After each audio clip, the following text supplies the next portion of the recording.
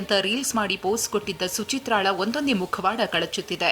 ಮದುವೆ ಆಗಿದ್ರೂ ಯುವಕರಿಗೆ ಗಾಳ ಹಾಕ್ತಿದ್ದ ಸುಚಿತ್ರಾಳ ನೌಟಂಕಿ ಬಯಲಾಗಿದೆ.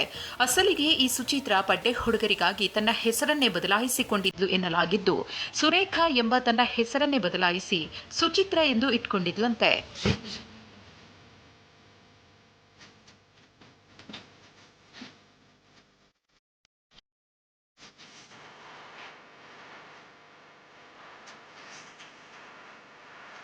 ಹೆಸರು ಬದಲಾಯಿಸಿದ್ದ ಸುಚಿತ್ರಾ ಬಳಿಕ ಸುರೇಖಾ ತನ್ನ ಅಕ್ಕ ನಾವಿಬ್ರು ಟ್ವಿನ್ಸ್ ಆಗಿದ್ವಿ ಅಂತ ಕಥೆ ಕಟ್ಟಿದ್ಲು ಎನ್ನಲಾಗಿದೆ. ತಾನೇ ಯುವಕರ ಫೋಟೋಗೆ ಕಮೆಂಟ್ ಹಾಕ್ತಿದ್ದ ಸುಚಿತ್ರಾ ಪ್ರೀತಿ ಹೆಸರಿನಲ್ಲಿ ಯುವಕರ ತಲೆ ಕೆಡಿಸಿ ತನ್ನ ಬಲೆಗೆ ಹಾಕಿಕೊಂಡು ಸುಲಿಗೆ ಮಾಡ್ತಿದ್ಲು ಎನ್ನಲಾಗಿದೆ. ಬೆಳಗಾವಿಯಲ್ಲಿ ಮಹಿಳಾ ಅಧಿಕಾರಿ ಮನೆಯಲ್ಲಿ ಬಲ್ಬ್ ಹೋಲ್ಡರ್ನಲ್ಲಿ ಸೀಕ್ರೆಟ್ ಕ್ಯಾಮೆರಾ ಇಟ್ಟ ಪ್ರಕರಣಕ್ಕೆ ತಿರುವು ಸಿಕ್ಕಿದೆ. ವೃತ್ತಿ ವೈಷಮ್ಯ ಹಿನ್ನೆಲೆಯಲ್ಲಿ ಸರ್ಕಾರಿ ಅಧಿಕಾರಿಯೇ ಮಹಿಳಾ ಅಧಿಕಾರಿ ಮನೆಯಲ್ಲಿ ಸೀಕ್ರೆಟ್ ಕ್ಯಾಮೆರಾ ಇರಿಸಿದ್ದ ಅನ್ನುವುದು ಗೊತ್ತಾಗಿದೆ.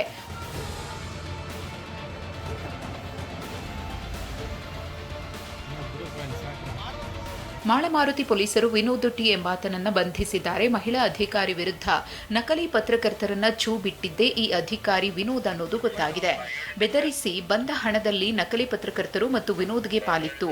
ಮಹಿಳಾ ಅಧಿಕಾರಿಯ ಖಾಸಗಿ ದೃಶ್ಯ ಸಂಗ್ರಹಿಸಲು ಐನಾತಿ ಐಡಿಯಾ ಮಾಡಿದ್ದು ಮನೆಯ ಬಲ್ಬ್ ಹೋಲ್ಡರ್ನಲ್ಲಿ 8 ರಹಸ್ಯ ಕ್ಯಾಮೆರಾ ಇಡಲಾಗಿತ್ತು. ವಿನೋದ್ ವರ್ಗಾವಣೆ ಮಾಡಿದ ಮಹಿಳಾ ಅಧಿಕಾರಿ ವಿರುದ್ಧ ವಿನೋದ್ ಈ ಕೃತ್ಯ ಎಸಗಿದ್ದ ಎನ್ನಲಾಗಿದೆ.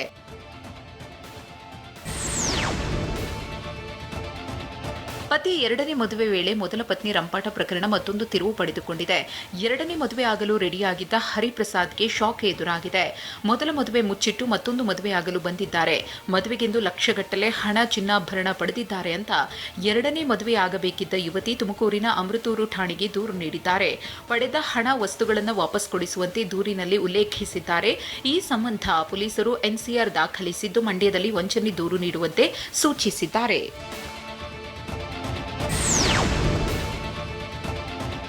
ಮೈಸೂರಿನಲ್ಲಿ 4ಕ್ಕೂ ಅಧಿಕ ಗುಜರಿ ಗೋದಾಮುಗಳಲ್ಲಿ ಅಗ್ನಿ ಅವಘಡ ಸಂಭವಿಸಿದೆ.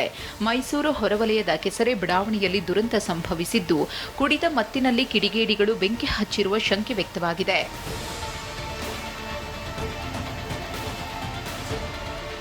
ಕೇರಳದಿಂದ ತರಿಸಲಾಗಿದ್ದ ಫೈಬರ್ ಸುಟ್ಟಿರುವುದರಿಂದಲೇ ಅಗ್ನಿ ಅವಘಡ ಸಂಭವಿಸಿರುವುದಾಗಿ ಬೆಂಕಿಗಾಹುತಿಯಾದ ಗುಜರಿ ಗೋದಾಮು ಮಾಲೀಕ ನವಾಜ್ ಆರೋಪಿಸಿದ್ದಾರೆ. ತಮಗೆ ಭಾರಿ ನಷ್ಟವಾಗಿದೆ ಅಂತ ಕಂಗಾಲಾಗಿದ್ದಾರೆ. ನೈಟಲ್ಲಿ ಬೆಂಕಿ ಹಾಕ್ಬಿಟ್ಟು ಆ ವೈರ್ಗಳಲ್ಲೇ ಬಿದ್ದಿದೆ. ಬೆಂಕಿ ಹಾಕ್ಬಿಟ್ಟು ಹೊಂಟೋಗ್ಬಿಡ್ತಾರೆ ಅವರು. ಅದೇನಾಗಿದೆ ಅಂದರೆ ಎಲ್ಲ ಹತ್ಬಿಟ್ಟಿದೆ ಸರ್. ಇಲ್ಲಿ ಲಿವೆಟ್ಟಲ್ಲಿ ಯಾರು ಬೆಂಕಿ ಹಾಕೋದು ಅವರೊಬ್ಬರೇ ಸುಟ್ಟಾಗೋದು. ಇಲ್ಲಿ ಬೇರೆಯವರೆಲ್ಲ ಏನು ಟ್ರೇಡಿಂಗ್ ಮಾಡ್ತಾರೆ, ತಗೊಬರ್ತಾರೆ, ಸೆಲ್ಲಿಂಗ್ ಮಾಡ್ತಾರೆ, ಟ್ರೇಡಿಂಗೇ ನಡೆಯೋದಿಲ್ಲ. ಇವರು ಕೇರಳದಿಂದ ಅದು ವೈರ್ಗಳು ಎಲ್ಲ ತಗೊಬಂದು ಬರ್ನ್ ಮಾಡೋ ಟೈಮ್ದಲ್ಲಿ ಸರ್ ಇದು ಬೆಂಕಿ ಎತ್ತಿರೋ ಸರ್. ಇದು ಕಬ್ಬಣ ತಗೊಳ್ಳೋದು, ಕಬ್ಬಣದ ಕೇರಳ ಬರ್ತದೆ, ಅದ್ರ ಮೇಲ್ಗಡೆ ಒಂದು ಫೈಬರ್ ಇರ್ತದೆ, ಅದು ಬರ್ನ್ ಮಾಡೋಕ್ಕೆ ಇದು ಮಾಡೋದು. ಅದು ಅಲ್ಲೇ ಬಿದ್ದಿದ್ದು ನೋಡಿ, ಅಲ್ಲಿಂದಾನೇ ಸ್ಟಾರ್ಟ್ ಆಗಿರೋದು ಸರ್. ನಂದು 4 ಗೋಡನ್ ಇದೆ ಸರ್. ನಂದು ಟೋಟಲ್ ಸರ್ ಭಾಳ ಲಾಸ್ ಆಗಿಬಿಟ್ಟಿದೆ ಸರ್. ನಂದೆಲ್ಲ ಇಂಡಸ್ಟ್ರಿಲಿಂದಾನೆ ಎತ್ತೋದು, ಫ್ಯಾಕ್ಟ್ರಿಯಿಂದಾನೆ ಸ್ಕ್ರಾಪ್ ಭಾಳ ಸರ್. ನನ್ನ ಜೀವನನೂ ಮುಗಿದ್ಬಿಟ್ಟು ಸರ್, ಮುಗಿದು ಸರ್. ಏನಿಲ್ಲ ಈಗ ಜೀವನದಲ್ಲಿ. ಚಿತ್ರದುರ್ಗದ ಹಿರಿಯೂರಿನಲ್ಲಿ ಬೆಂಕಿ ಅವಘಡ ಸಂಭವಿಸಿದೆ. ಬಟ್ಟೆ ಹೊಲಿಯುವ ಅಂಗಡಿಯಲ್ಲಿ ಬೆಂಕಿ ಕಾಣಿಸಿಕೊಂಡಿದ್ದು ಲಕ್ಷಾಂತರ ರೂಪಾಯಿ ಮೌಲ್ಯದ ವಸ್ತುಗಳು ಸುಟ್ಟು ಕರಕಲಾಗಿವೆ.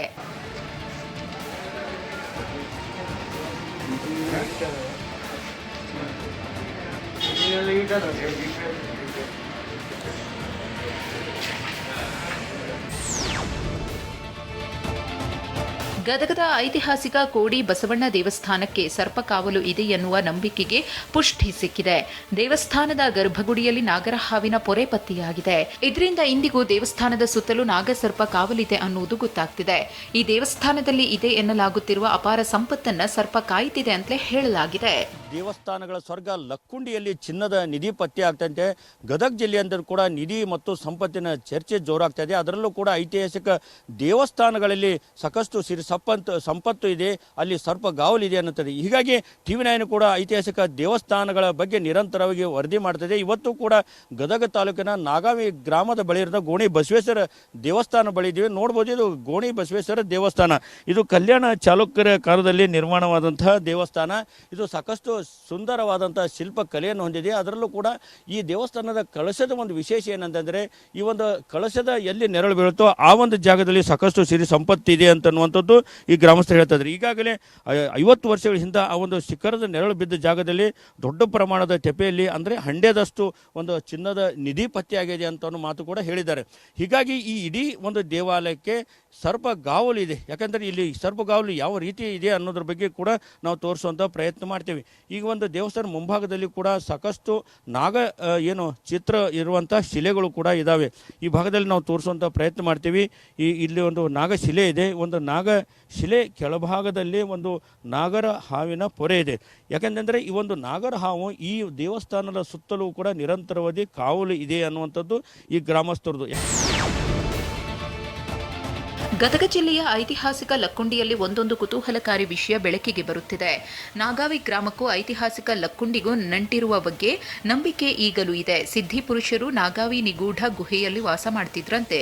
ಗುಹೆಯಲ್ಲಿನ ಬಾಯಿಯಲ್ಲಿ ಎಲೆ ನಿಂಬೆಹಣ್ಣು ಬಿಟ್ರೆ ಲಕ್ಕುಂಡಿ ಮುಸುಕಿನ ಬಾವಿಗೆ ಹೋಗುತ್ತೆ ಎನ್ನುವ ಪ್ರತೀತಿ ಇದೆ. ಗುಹೆ ಬಗ್ಗೆ ಸ್ಥಳೀಯರು ಮಾತನಾಡಿದ್ದಾರೆ. ಇಲ್ಲಿ 7 ವರ್ಷ ನುಲಿಕಿ ನಮಗೆ ಅದು ಏನಂತ ತಿಳ್ಕೊಳ್ಳೋಣ, ನಮಗೆ ತಿಳಿದಿಲ್ಲ. ಅದು ಅವ ಹಿರಿಯರು ಹೇಳಿದ್ದು. ಆಮೇಲೆ ಅಲ್ಲಿ ಕಾಣೋದಂತ ಅಲ್ಲಿ ಸಿದ್ಧರ ಬಾವಿ ಅಂತೇಳಿ ಒಂದು ಐತಂತ್ರಿ, ಅದನ್ನ ಹೇಳ್ತಾರೆ. ಅಷ್ಟೇ ಕೇಳಿವಿ. ಹಿರಿಯರು ಏನು ಹೇಳ್ತಾರೆ ಅಷ್ಟತ್ತ ಗೊತ್ತು, ನಮಗೆ ಸ್ವಂತ ಏನು ಗೊತ್ತಿಲ್ಲ. ಇದು ನಾಗಾವಿ ಗುಡ್ಡದಲ್ಲಿ ಚಿನ್ನ ಅಡಗಿದೆಯಂತೆ. ಮಳೆಗಾದ್ರೆ ಸಾಕು ಈ ಪ್ರದೇಶದಲ್ಲಿ ಚಿನ್ನ ಸಿಗುತ್ತೆ ಎಂಬ ನಂಬಿಕೆ ಈ ಗ್ರಾಮಸ್ಥರಲ್ಲಿದೆ. ಮತ್ತೊಂದು ಗುಹೆಯ ರಹಸ್ಯ ನಿಮ್ಗೆ ನಾವು ತೋರಿಸ್ತೀವಿ. ಈಗ ನಾವು ಗದಗ ತಾಲೂಕಿನ ನಾಗಾವಿ ಗ್ರಾಮದ ಏನು ಯಲ್ಲಮ್ಮನ ಗುಡ್ಡ ಅಂತ ಹೇಳ್ತಾರೆ. ಯಲ್ಲಮ್ಮ ದೇವಸ್ಥಾನ ಪಕ್ಕ ಇರುವಂಥ ಇದು ಗುಡ್ಡ. ಈ ಗುಡ್ಡದ ಕೆಳಗಡೆ ಒಂದು ಗುಹೆ ಇದೆ. ಈ ಗುಹೆಯಲ್ಲಿ ಏನು ಆಗಿನ ಕಾಲದ ಸಿದ್ಧರು ಕೂಡ ಇಲ್ಲಿ ತಪಸ್ಸು ಜಪ ತಪ ಎಲ್ಲವೂ ಕೂಡ ಮಾಡ್ತಾ ಇದ್ರು ಅಂತೆ. ಇದು ನೋಡ್ಬೋದು. ಇದು ಗುಹೆದ ಒಂದು ಪ್ರವೇಶ. ಇದು ಸಾಕಷ್ಟು ಅಪಾಯಕಾರಿಯಾರಂತ. ಯಾಕಂದ್ರೆ ಒಳಗಡೆ ಹೋಗೋಕೆ ಆಗಂಗಿಲ್ಲ. ಯಾಕಂದರೆ ಈ ಗ್ರಾಮದ ಜನರು ಚಿಕ್ಕವರಿದ್ದಾಳಾಗ ನಾವು ಒಳಗಡೆ ಹೋಗಿ ನೋಡಿದ್ದೀವಿ. ಇಲ್ಲಿಂದ ಒಂದು 15ರಿಂದ 20 ಅಡಿ ಹೋದರೆ ಅದು ತಿರುಮುರು ಇದೆ ಅಂತೆ. ಅಲ್ಲಿ ಹೋದರೆ ಅಲ್ಲೊಂದು ಒಳಗಡೆ ಒಂದು ವಿಶಾಲವಾದಂಥ ಸುಮಾರು ಇಲ್ಲಿನ ಜನರು ಹೇಳೋ ಪ್ರಕಾರ 50ರಿಂದ 200 ವಿಸ್ತಾರದ್ದು, 50 × 200 ವಿಸ್ತಾರದಂಥ ಏನು ವಿಶಾಲವಾದಂಥ ಒಂದು ದೊಡ್ಡ ಪ್ರಮಾಣದ ಹಾಲಿದೆ. ಆ ಹಾಲದಲ್ಲಿ ಒಂದು ಬಾವಿ ಇದೆ. ಜೊತೆಗೆ ಅಲ್ಲಿ ಏನು ಕಮತು ಮಾಡುವಂಥ ಏನು ಆಕಳುಗಳು ಏನು ಎತ್ತುಗಳು ಕಟ್ಟುವಂಥದ್ದು ಏನು ದವಣಿ ಅಂತಾರೆ ಈಗಿನ ಕಾಲದಾಗ, ಆ ಒಂದು ಆಕಾರದಂಥ ಒಂದು 2 ಇದಾವೆ. ಜೊತೆ ಬಳ್ಳಾರಿಯ 5000 ವರ್ಷಗಳ ಹಿಂದಿನ ಅಸ್ಥಿ ಪಂಜರಗಳ ಪತ್ತೆ ಹಿನ್ನೆಲೆಯಲ್ಲಿ ತೆಕ್ಕಲಕೋಟೆ ಗೌಡ್ರಗುಡ್ಡ ಈಗ ಟೂರಿಂಗ್ ಸ್ಪಾಟ್ ಆಗಿದೆ.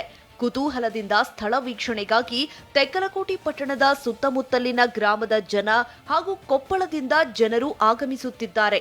ಪ್ರಾಚೀನ ಕಾಲದ ಜನರ ವಾಸಸ್ಥಳ ವೀಕ್ಷಿಸಿ ಬೆಕ್ಕಸ ಬೆರಗಾಗ್ತಿದ್ದಾರೆ. ಅಸ್ಥಿ ಪಂಜರಗಳು, ಮಡಿಕೆ, ಕಲ್ಲಿನ ಗೋಡೆ ಇವುಗಳನ್ನ ನೋಡಿ ಅಮೆರಿಕದ ಸಂಶೋಧಕಿ ನಮಿತಾ ಎಸ್ ಸುಗಂಧಿ ಅವರೊಂದಿಗೆ ಮಾಹಿತಿ ಪಡೆಯುತ್ತಿದ್ದಾರೆ.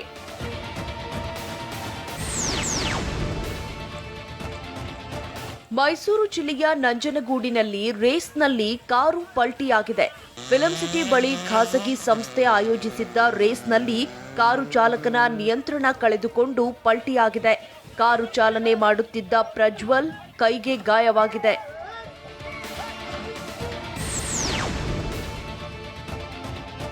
ಮದುವೆಯಾಗಲು ಹಣ ಇಲ್ಲದೆ ನಾಪತ್ತೆಯಾಗಿದ್ದ ಯುವಕ ಭಟ್ಕಳದಲ್ಲಿ ಪತ್ತೆಯಾಗಿದ್ದಾನೆ.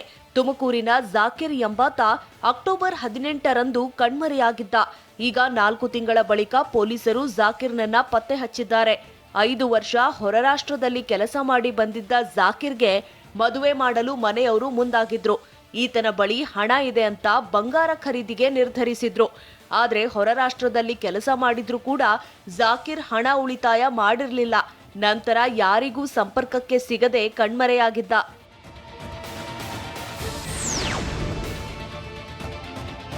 ಚಿಕ್ಕಮಗಳೂರಿನ ತರೀಕೆರೆಯಲ್ಲಿ ಶ್ರೀಗಂಧ ಬೆಳೆಗಾರರೊಬ್ಬರು ವಿಭಿನ್ನವಾಗಿ ಸರ್ಕಾರದ ವಿರುದ್ಧ ಪ್ರತಿಭಟನೆ ನಡೆಸಿದ್ದಾರೆ. ತಮ್ಮ ತಿಥಿ ಕಾರ್ಡ್ ಅನ್ನ ತಾವೇ ಪ್ರಿಂಟ್ ಮಾಡಿಸಿ ಆಕ್ರೋಶ ಹೊರಹಾಕಿದ್ದಾರೆ. ರಾಷ್ಟ್ರೀಯ ಹೆದ್ದಾರಿ ಕಾಮಗಾರಿಗಾಗಿ ಶ್ರೀಗಂಧ ಮರಗಳಿರೋ ತೋಟವನ್ನ ಭೂಸ್ವಾಧೀನ ಮಾಡಿಕೊಳ್ಳಲಾಗ್ತಿದೆ. ಆದರೆ ಒಂದು ಶ್ರೀಗಂಧ ಮರಕ್ಕೆ 420 ರೂಪಾಯಿ ಪರಿಹಾರ ನಿಗದಿ ಮಾಡಲಾಗಿದೆ. ಇದರ ವಿರುದ್ಧ ರೈತ ವಿಶ್ವಕುಮಾರ್ ಕಿಡಿಕಾರಿದ್ದು ಪ್ರತಿ ಶ್ರೀಗಂಧ ಮರಕ್ಕೆ 25,000 ರೂಪಾಯಿ ಪರಿಹಾರ ನೀಡಬೇಕು ಅಂತ ಆಗ್ರಹಿಸಿದ್ದಾರೆ. ಮರಗಳ ತೆರವು ಮಾಡುವ ಮುನ್ನ ನನ್ನ ತಿಥಿ ಊಟ ಮಾಡಿ ಅಂತ ಕಾರ್ಡ್ ಪ್ರಿಂಟ್ ಮಾಡಿಸಿದ್ದಾರೆ.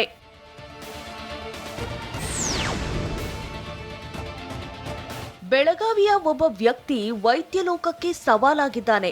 ಸವದತ್ತಿ ತಾಲೂಕಿನ ಉಗರಗೋಳ ಗ್ರಾಮದ ಬುಡನ್ ಖಾನ್ ಹೊಸಮನಿ ಎಂಬಾತ ಎಲೆ ಗಿಡಗಂಟೆ ಸೇವಿಸಿ ಗುಡ್ಡದಲ್ಲಿ ಬದುಕ್ತಿದ್ದಾನೆ. ಆಗೊಮ್ಮೆ ಈಗೊಮ್ಮೆ ಗ್ರಾಮಕ್ಕೆ ಹೋದಾಗ ಅನ್ನ ಸಾರು ಟೀ ಸೇವನೆ ಮಾಡ್ತಾರೆ. ಈ ಒಂದು ವ್ಯಕ್ತಿ ಊಟ ಮಾಡೋದಿಲ್ಲ, ಬದಲಿಗೆ ಈ ಒಂದು ಗಿಡಗಂಟೆಗಳನ್ನು ತಿಂದು ಬದುಕು ಕಟ್ಕೊಳ್ತಾ ಇರುವಂಥದ್ದು. ಬುಡನ್ ಅನ್ನುವಂತಹ ಈ ವ್ಯಕ್ತಿ 35 ವರ್ಷದ ವ್ಯಕ್ತಿ ಯಾವ ರೀತಿಯಾಗಿ ಈ ಗಿಡಗಂಟೆಗಳ ತಪ್ಪಲು ತಿಂದು ಬದುಕ್ತಾ ಇದ್ದಾರೆ ಅನ್ನುವಂಥದ್ದು ನೋಡ್ಬೋದು. ಬರೀ ಇವತ್ತು ಒಂದೇ ದಿನ ಅಲ್ಲ, ಸುಮಾರು ವರ್ಷಗಳಿಂದ ಇದೇ ರೀತಿ ಗುಡ್ಡದಲ್ಲೇ ಮನೆ ಮಾಡಿಕೊಂಡು ಇಲ್ಲೇ ಬದುಕನ್ನು ಕಟ್ಕೊಳ್ತಾರೆ. ಇಲ್ಲೇ ದಿನನಿತ್ಯ ಅವ್ರದ್ದು ಟಿಫಿನ್ ಮಾಡುವಂಥದ್ದೇ ಇದನ್ನು, ಅಂದರೆ ಒಂದು ಗಿಡಗಂಟೆಗಳ ತಪ್ಪಲನ್ನು ತಮ್ಮ ತಿಂಡಿಯಾಗಿ ಪರಿವರ್ತಿಸಿಕೊಂಡು ಈ ರೀತಿ ತಿಂತಾ ಇರುವಂಥದ್ದು. ಹುಬ್ಬಳ್ಳಿಯ ಸಿದ್ದಾರೂಢ ಮಠಕ್ಕೆ ಖ್ಯಾತ ಗಾಯಕ ಸೋನು ನಿಗಮ್ ಭೇಟಿ ನೀಡಿ ಪೂಜೆ ಸಲ್ಲಿಸಿದ್ರು. ಸಿದ್ದಾರೂಢದ ಗದ್ದುಗೆ ಬಳಿ 10 ನಿಮಿಷ ಧ್ಯಾನ ಮಾಡಿದ್ರು. ಸಂಗೀತ ಕಾರ್ಯಕ್ರಮ ನೀಡಲು ಹುಬ್ಬಳ್ಳಿಗೆ ಆಗಮಿಸಿದ್ದಾಗ ಮಠಕ್ಕೆ ಭೇಟಿ ನೀಡಿದ್ರು. ಈ ವೇಳೆ ಸಿದ್ದಾರೂಢ ಮೂರ್ತಿ ನೀಡಿ ಸತ್ಕರಿಸಲಾಯಿತು.